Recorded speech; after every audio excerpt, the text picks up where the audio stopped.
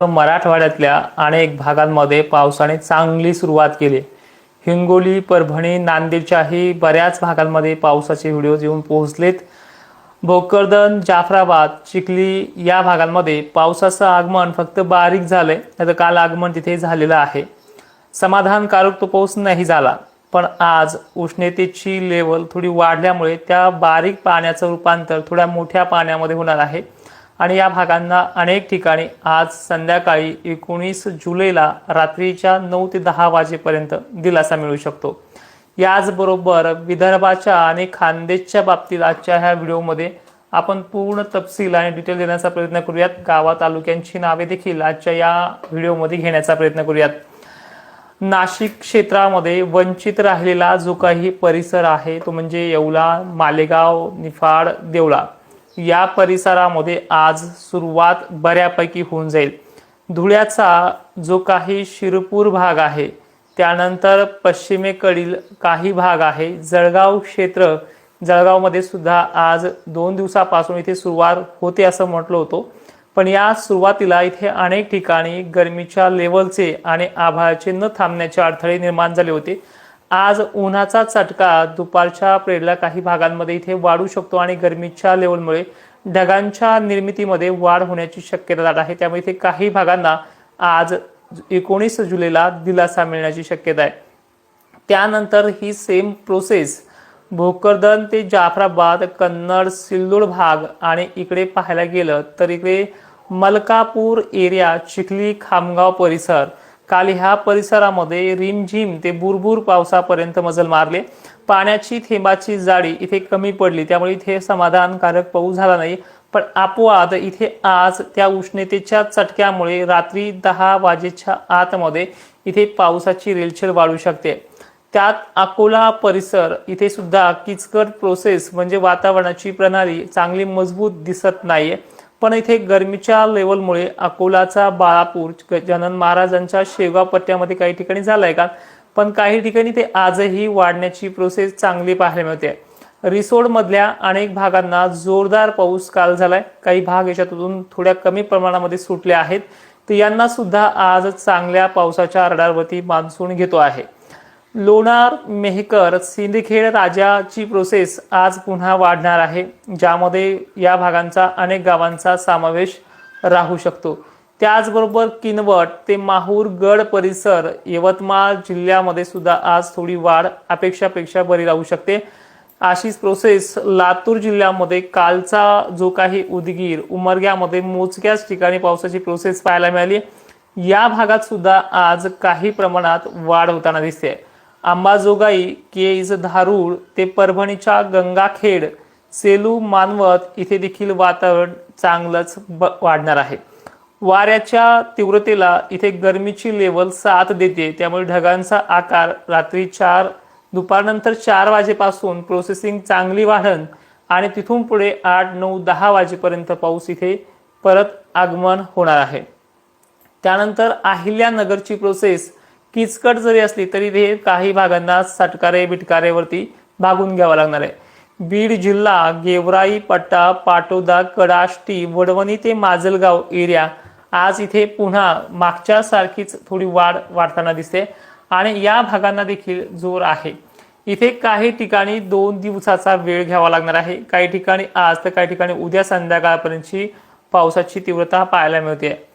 आणि त्याचबरोबर पूर्व विदर्भातला नागपूर, चंद्रपूर, गोंदिया, भंडारा आणि या भागांमध्ये काही ठिकाणी मेघगर्जना आणि पावसाची शक्यता वाढणार आहे। यामध्ये जो यवतमाळचा एरिया आहे, किनवट साईड भाग आहे, माहूरगड भाग आहे, रात्रीचे 11 वाजतील या वेळेपर्यंत ह्या 19 जुलैचा या भागांमध्ये पावसाचा समावेश आहे। आज गडचिरोली, नागपूर, गोंदिया बऱ्यापैकी कव्हर होऊन जाईल आणि अशा प्रकारचा हा आजचा अंदाज होता। त्यानंतर अनेक भागातनं अनेक ठिकाणच्या कमेंट आल्यात, व्हिडिओ सुद्धा प्रोसेस झालेत, पण 80% भाग घेतला नाहीये, 90% भाग घेतला नाहीये। 8 जुलैला पण हे मेसेज होते, मग 8 जुलैला सुद्धा 80% भाग नाही घेतला, तर मग 80% भागांच्या पेरण्या झाल्या कशा, कुठल्या पाण्यावरती पेरण्या झाल्या हे सुद्धा कळणं गरजेचं आहे। कमेंटमध्ये सांगा। महाराष्ट्रामध्ये 100% भागांना पाऊसच नाहीये, अमुक टक्के भागांना पाऊसच नाही, मग तिथे पेरणीचं बी आणि बी उगलं कसं आणि ते आलं वरती कसं, ह्या देखील कमेंटमध्ये प्रश्न उपस्थित निर्माण होतो, तो देखील करण्याचा प्रयत्न करा. आता बघूयात तालुक्यानुसार आज ॲक्च्युअल कोणते तालुके बरे राहतील आणि कोणत्या तालुक्यांना वाढेल हे देखील पाहूयात. आज पैठणमध्ये जोर थोडा बरा राहील. जालना परिसर, तालुका परिसर, सिंदखेडराजा, देऊळगावराजा, अंबडपट्टा देखील, उत्तर भाग, गोलापांगरी एरिया बरा राहील. मंठापासून उत्तरेकडील भागांना थोडी पावसाची वाढ आणखीन आहे. त्यानंतर जो काही रिसोडचा परिसर आहे, मेहकर परिसर आहे, लोणार, सिंदखेडराजा ते जाफराबाद परिसर, चिखली, साखरखेडा, जानेफळ हे भाग देखील आज पावसाच्या रडारवरती आहे. इकडे विदर्भात मंगरुळपीर, अकोला हा देखील भाग आहे. अमरावतीचा भुसावळ पर्यंतचा पट्टा, बुरहानपूरचा पट्टा, खामगाव, जळगाव, जामोद हा देखील आज अनेक ठिकाणी पावसाच्या रडारवरती येतोय. अमरावती, वर्धा, नागपूर हे देखील भाग आहे. भंडाऱ्याला मात्र सलग तिसऱ्या दिवशी भंडारा शहर परिसर तर भंडाऱ्याच्या गोंदियापर्यंतच्या एरियाला पुन्हा मुसळधार पावसाचा रडार सिस्टम बनलेला आहे. त्यानंतर इकडे पाहायला गेलं तर चंद्रपूर हा भाग देखील वाढत्या रेषेखाली आहे. चंद्रपूरचा राजुरा परिसर, पूर्व भाग, आर्णी परिसर, कापसी परिसर हा देखील आहे. हिंगोलीच्या पुसद डिग्रजला जरी असमान वितरण दिवसभर राहिलं तर रात्री थोडं समांतर रेषेखाली इथे घेण्याची शक्यता आहे. त्यामुळे डिग्रस, मंगरुळपीर, धारवा हा घटंजीपर्यंतचा एरिया, वाशिम, हिंगोली, कळमनुरी, रिसोड हा घेतलेला भाग सुद्धा रिपिटेशनमध्ये आज आहे.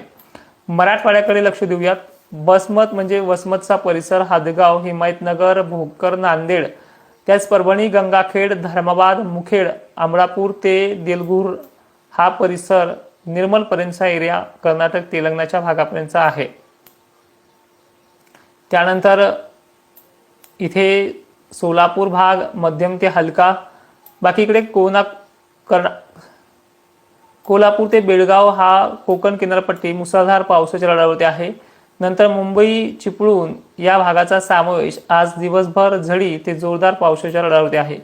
मान्सूनची प्रगती जवळपास पुढचे 2 ते 3 दिवस कायम असून नंतर मान्सून हा आपल्या 20 ते 21 तारखेपर्यंत महाराष्ट्रामध्ये थोडेफार भाग पुन्हा वाढते येईल. परिस्थिती किचकट जरी असली तरी पाऊस पुढचे 15 दिवस उघडणार नाहीये. जवळपास 29 ते 30 तारखेपर्यंत मान्सूनचा प्रभाव महाराष्ट्रामध्ये कायम आहे. ह्या 2-3 दिवसामध्ये मान्सूनने बऱ्यापैकी मराठवाडा कव्हर करायला सुरुवात झाली आहे. आता फक्त लातूरचा आणि बीडचा काही उरलेला भाग कव्हर करणं शक्य नाहीये. तरीही सुद्धा या भागांमध्ये आज त्याची ताकद वाढताना दिसते. या पलीकडे जाऊन सांगायचं म्हटलं तर जवळपास आज आणि आजच्या 19 आणि 20च्या जुलै रडारवरती थोडा विदर्भाचा भाग वाढून घेतोय. खानदेशला आज काही ठिकाणी चांगली सुरुवात, तर उत्तर भागाला बऱ्यापैकी सुरुवात तो आज करणार आहे. विदर्भाचा आणि खानदेशचा समावेश असलेला मधला भाग म्हणजे भोकरदन, जाफराबाद ह्या दोन्हीच्या सिस्टममुळे आज बऱ्यापैकी सुरुवात करेल. काल अनेक ठिकाणी हलक्या मध्यम पावसाला सुरुवात झाली, पण त्या भागांमध्ये समाधानकारक नाहीये. तर अशा भागांना परत रिपिटेशनमुळे हा पाऊस थोडा वाढू शकतो. मित्रांनो, अनेक जण रीलच्या माध्यमातून त्याचबरोबर काही रीलस्टार टोमणे मारण्याचा प्रयत्न करतायत. तर मला एक विनंती आहे की बाबा, शासनानं एवढं मोठं सिस्टम दिलेलं आहे, तिकडं आपला तोंड वाढवणं हे काम करणं इकडे काहीही गरज नाही. मी पहिल्यापासून सांगतोय, हे सिस्टम जे आहे मी तुम्हाला समजून सांगण्याचा प्रयत्न करतोय. जर दुष्काळ असता तर एवढं भयंकर आभाळ आलं नसतं. हा स्थानिक लेवलचा इफेक्ट आहे, ज्यामुळे काही ठिकाणी गरमीची लेवल, ह्युमिडिटीची लेवल काही ठिकाणी कमी पडते. त्यामुळे हा पाऊस काही ठिकाणी बारीक थेंबाचा पडतोय. अन्यथा जर गरमीची लेवल टिकून राहिली तर हा पाऊस मोठ्या थेंबाचाही पडतोय. अनेक ठिकाणी महाराष्ट्राने ते पाहिलं सुद्धा आहे. बाकीचे महिना 15-15 दिवस उगणार नाहीत, दिसणार पण नाही, तोंड पण दाखवणार नाही. पण थोड्या काही 1-2 निगेटिव्ह कमेंट माझ्या कमेंट बॉक्समध्ये आल्या की लगेच मांजरीवाणी तोंड घेऊन येण्याचं काम अनेक लोक करतायत. तर तुम्ही जळत राहा, टार्गेट करत राहा, तितकाच ताकदीनं मी पुढे जात राहील, कारण की हात छत्रपतींचा आहे. जय शिवराय.